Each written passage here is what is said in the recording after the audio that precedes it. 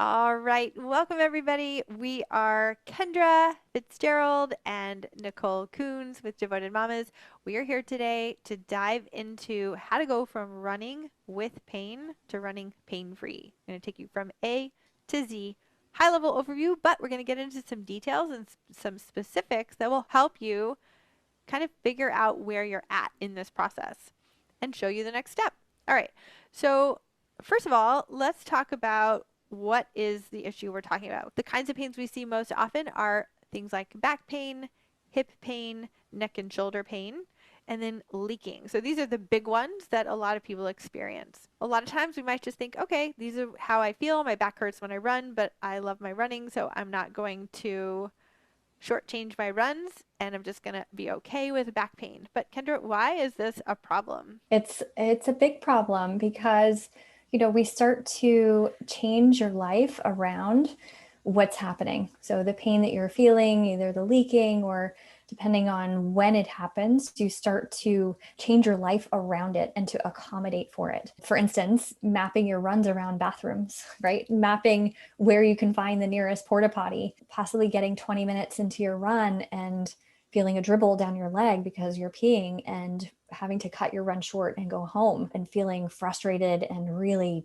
annoyed that you can't run like you really wanted to. These problems lead to bigger issues like not being able to go for runs with your running group. If you can't keep up with your running group or you're constantly having to stop to go pee or you just like have to stop after a mile because your back is killing you, it's sad to not connect with those friends and those people that you have so much in common with. But there's also the issue of lots of doctor's appointments, chiropractors, acupuncturists, physical therapists. And while it might help sometimes and it might be really helpful, if you've tried all of those things and you're continuing to go and it's not getting better, then it's demoralizing and it's frustrating and honestly annoying to have to book all of those appointments when you could be running instead. These are issues that start to spill over into the rest of your life, because I know, being a runner myself, that running is a form of anxiety relief, of stress relief, and it's an integral part of a lot of people's livelihoods and mental health. And so it's a really big problem when you can't do what you love to do and you can't run. I'd love for you, Nicole, to go through some of the common approaches that people take for this kind of pain, and then kind of what's wrong with it too. Yeah, so a common approach, I'll just boil it down to two general approaches that we see out there. And one is just to keep running, but maybe slow it down, pace yourself, and hope that with time you're running the running itself that you're doing, you'll kind of train your body back into shape. That is a pretty common approach. And to be honest, it probably works for like 5 to 10% of the people in reality. That's one common approach, and we see a lot of people going that route. The other approach is, when you have pain or leaking, is to look at isolating a given muscle or maybe a joint or an area of the body and to work on that. We look at our medical system and the way that it is designed. We have codes. We have codes for knee pain and joint pain and back pain and ankle pain, right? We have codes for different aches and pains. And so even our medical system has kind of trained our brains to think that if you just have an ache or pain in a body part, that you should just like go get treatment for that pain, right? That's how we're programmed. So if you're taking this approach, it's not your fault, right? So that's important to know. But it is, and it's also a really common approach. So it's like what we kind of know to do. It's generally accepted knowledge that this is one approach to take. When you have back pain, you go see somebody for back pain. The problem is with these common approaches that it isolates the problem too much. The reality is our body is a network of organs, of tissues, of muscles, of bones that are all interconnected and work together or not. And our ability to look at the body as it functions as a whole, as well as the parts that are dysfunctional, and bring balance through that lens is not really a given, not really taken into consideration with the common approach. The other thing is that it also ignores the bioindividuality of who we are, right? So just because someone has leaking, for some people, they have leaking because their pelvic floor is lax or relaxed or weak. Other people have pelvic floor leaking because their pelvic floor is tight.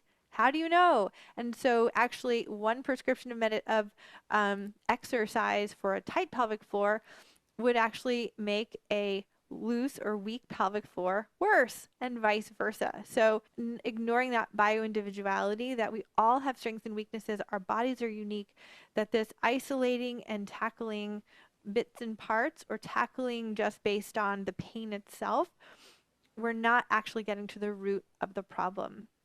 And so ultimately, what we're doing is maybe we're fixing, or we're getting a little bit of relief, and we're deciding that, okay, I can live with like 20% pain. And we actually have, all we've done is just sort of put a band aid over the problem instead of actually getting to the root cause and resolving it entirely.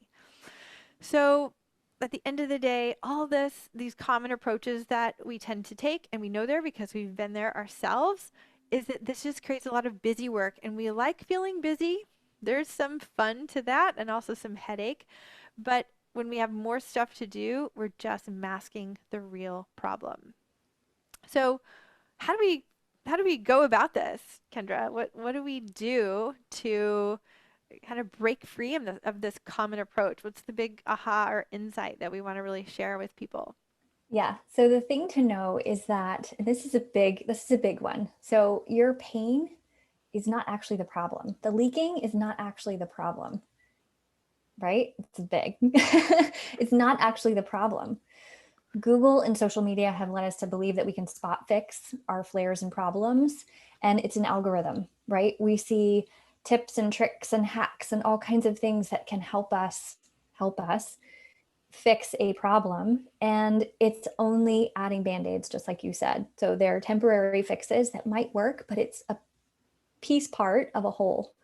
And along with Google, you might be asking Google questions. I use Google all the time. I mean, it's Yep. great at answering questions, right? We go to Google, we ask questions, and it's giving us an answer. But is it the right answer? And that is a really big question to ask. And the answers that you're getting might be keeping you in this pain and leaking cycle. And this too is not your fault. This is, we've been kind of led to believe that we can find all answers on Google and everything is fixable through that. But when you don't have the whole story, you're getting shortchanged. um, you know, and the same thing with like blog articles and YouTube videos and quick $49 fixes to fix the issue. We're also made to believe that a one size fits all approach will help everybody. And it might help some people eventually, but how many things are you willing to try and band-aid for something to work? Honestly, how much money are you willing to spend on doctors and courses and creams and medications and even surgery? Like, that's a possibility too. Because, here's the thing. Like Nicole said, your body is a network of muscles that work together. And if you're only strengthening a part of it, you're not getting the whole puzzle. And how frustrating would it be to get a puzzle with half the pieces and then try to put it together and you'd be like, what the hell? I can never finish this because I don't have all the pieces, right? Yeah. Like you can't, it's so frustrating. Yeah. And that's the same frustration that is, perpetuated with these endless pain cycles and just trying different things and seeing what works. Yeah. So what's really important is that we take another approach. So how do we do that? What we can do instead, number one, is ask better questions. Instead of asking, how can I get rid of back pain when running? How can I get rid of leaking when running? Ask yourself, before you go to Google, ask yourself, what is this hip pain showing me? What is the pain that I'm feeling actually a symptom of? Now, the pain itself is not often the problem, it is showing you something. Sometimes you need some outside insight, people who've studied the body, like Kendra, like I have, and studied how the body moves and how the body compensates for itself. Our muscles love to compensate in certain patterns, and we know how to spot those patterns and get the body out of those compensation patterns so that you feel good fast. What is the leaking actually a symptom of? So, what is the root cause of my anxiety? So, if we're not able to run, is your running actually going to release that cause of anxiety? Are there other things that are giving you anxiety and other ways to look at it?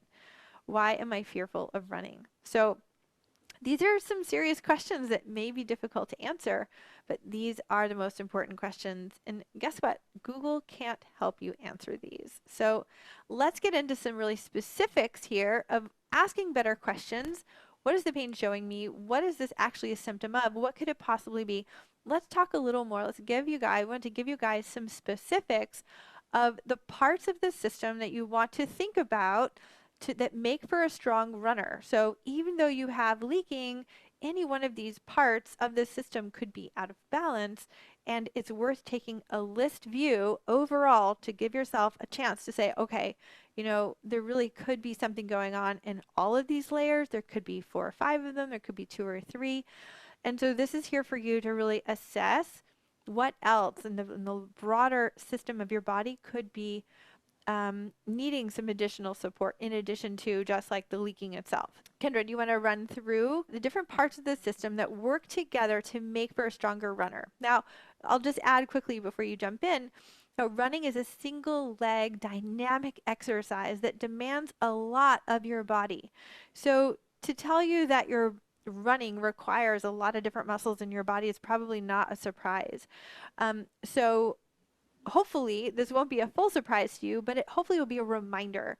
And potentially there'll be certain aspects of certain things in this list that maybe you hadn't thought of or you didn't realize how they were connected. So take this for what it is and then come back to us with more questions and how you think this relates to you. And ultimately what we're doing here is helping you stop taking this piecemeal whack-a-mole approach. We're giving you this so that you can really start to think about your body as a system and training your body as a system so that you become a stronger runner that runs pain-free and leak-free. All right, go ahead if you want to jump through these different body parts. Yes. So the first, and these are actually very specific to postpartum mothers because there are a lot of issues that happen during pregnancy that carry over into postpartum that we have to address that are very important to integrate into your body as you start to get back to running, right? So the first being the core and the pelvic floor, right? We have to work on the core and the pelvic floor after having a baby. Even if you had a C-section, we still have to address the pelvic floor. And that's the center of your strength. So if you think of running is a single leg dynamic exercise, we really need a strong core and pelvic floor to propel us forward, to be faster, to stay steady and, stay really strong. The next part is the diaphragm and your breath connection. So how you're breathing can affect, pelvic floor weakness, back pain, diastasis, neck pain, hip pain. I mean, your breath can affect the pain in your hip, Yeah. right? Even your breath has that connection. And then, we have your glutes. Your glutes are a huge part of your running strength. And we always say that the glutes are the core's BFF. Core and pelvic floor need the glutes to work well. So, if you're having issues with the core or the pelvic floor leaking or anything like that, then, looking at your glutes, like what is my glute strength? Is the right stronger than my left? Am I kicking off more on one side than I am on the other? I want to throw in one quick thing Yeah. here on the glutes and also even the diaphragm. When in pregnancy, can you just talk for a second, like what actually, because these are the two that maybe you didn't think about, that pregnancy actually made both the diaphragm and the glutes weaker. Right. So during pregnancy, because the baby is growing in your belly and presses up on your diaphragm, your ribs tend to spread. So you might have noticed that your bra strap size might have changed, or you feel like you have shorter breath, right? You can't get a really deep breath. And oftentimes the baby will press up into the diaphragm and cause just the diaphragm to be a little weaker and not to be able to contract as much. Or the other way, it could be really tight. Totally depends. And the glutes, we tend to hold a posture that is kind of forward, opening the chest and letting our belly hang forward a bit because there's so much weight of the baby. We tend to lock down in our mid back and then grip with our glutes. So our glutes get tight and weak. So if we have that pattern and then we add running on top of that, we're going to get a lot of pounding on the back, and it's going to cause some issues either higher or lower than the chain. There's definitely carryover from pregnancy for sure that we have to look at. And if we go further down the legs, hamstrings, we look at our legs, the hamstrings, the quad, the outer hip balance, how is that affecting your leaking or, your your ability to breathe. And then ankles and feet. What's your ankle and foot strength? How are you balancing? How are you kicking off that foot? And then upper back and neck posture. Even that, there's a connection from your jaw to your pelvic floor. So if your posture is forward, you're actually going to have a disconnection to your pelvic floor.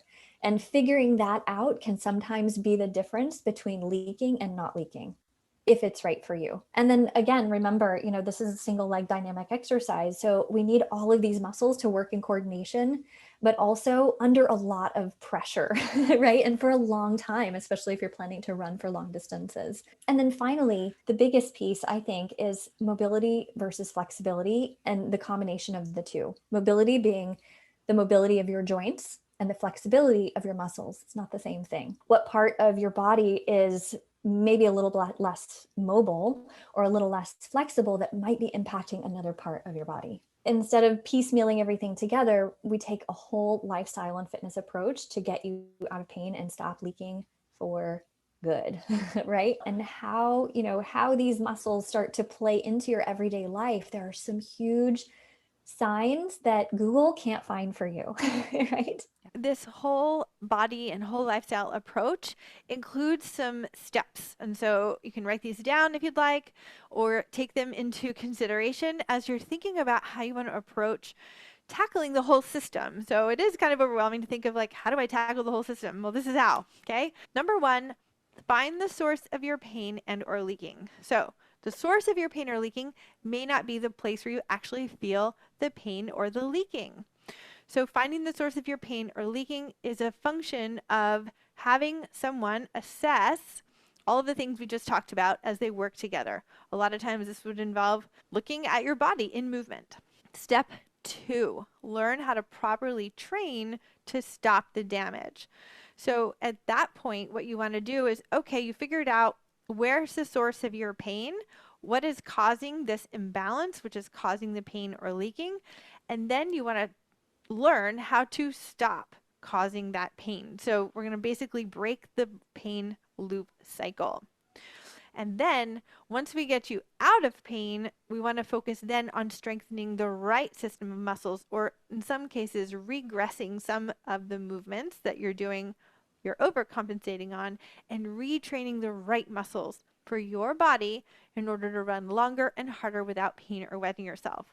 So really, this is really where the match of the work of kind of repairing the muscles and the joints and how they're functioning marries with your actual running. So you don't actually need to stop running. So that's another misconception. People think they have to stop running altogether in order to do repair on your body. Now, in some cases, it is better to give yourself a short break so that you can heal if you've actually done damage already. But if you're not in a deep damage cycle, you can actually keep running while you're doing this reprogramming work. Step 3, what we're talking about now, is where we're strengthening the muscles of your system for your body and working on increasing the time and distance that you're running before the pain and or leaking shows up again. Okay, so then number 4, then we want to start decreasing your recovery time. So instead of taking 3 days to recover from your run, we're getting it down to 24 hours, in some cases 8 hours. You take a run in the morning, and by that time, the 8 hours later or 12 hours later that day, you feel like you could do it again. Learning how to reduce your recovery time is an important part of your progress, your gains in strength and distance. And then finally, we get to the place where you are increasing your mileage and your pace consistently that you can do without pain or leaking. So this is really where you've figured out these problems, these pain patterns, and finally you are at a place where you are building. And then from there, you keep increasing your strength and stamina and you watch yourself fly. This is the whole process that you want to take in order to go from running with pain to running pain-free. Progress yourself step by step, and you will get to the place where you are completely pain and leak free for the duration of your run. So Kendra, what's this like for people? I have to say we are world class at transforming our clients from infuriated and annoyed and unsatisfied with their runs to so freaking happy. I can't tell you how many times I've gotten a text message from a mom who went running at 7 a.m. And I get up and I check my text messages and she's like, I'm so freaking happy. Her words specifically, because she's running faster and stronger and longer than she thought possible, even longer and faster than before she had kids. So, we really empower our clients by giving them the tools and giving you the tools to take charge of your leaking and pain so that you can reclaim your identity as a runner.